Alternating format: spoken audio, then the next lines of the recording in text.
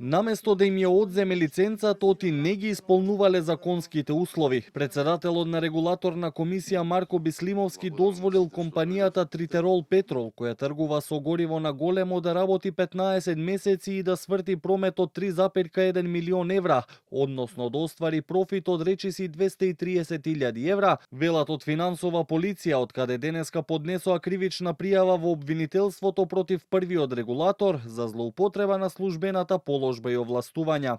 Наместо лиценцата да биде одземена на 15.1.2024 година, истата е одземена дури на 14.4.2025 година, со што овозможил на компанијата противзаконски да продолжи со вршење на енергетска дејност 15 месеци по истекот на законските услови и да учествува и да склучува договори по однос на јавни набавки. Со горе наведените действија, пријавениот ги повредил прописите кои бил должен да ги спроведува и му овозможил на правното лице Тритерол Петрол Дуел Скопје да оствари вкупен промет во висина од 194.520.962 денари и да се стекне со противправна имотна корист во износ од 14.093.576 денари. Стои во соопштението на Финансова.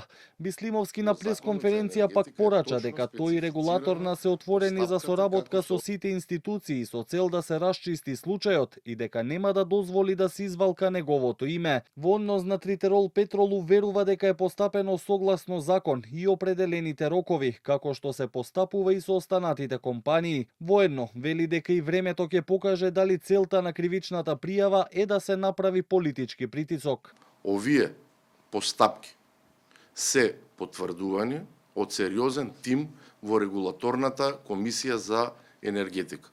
Никогаш, ама буквално никогаш, немало повластена компанија или пак компанија за која што се водени постапки спротивни на Законот за енергетика и Правилникот за лиценци. Нема да дозволам на ниту еден начин, имајќи во предвид дека сум и татко, и сопруг, и брат, и пријател, да биде извалкано моето име.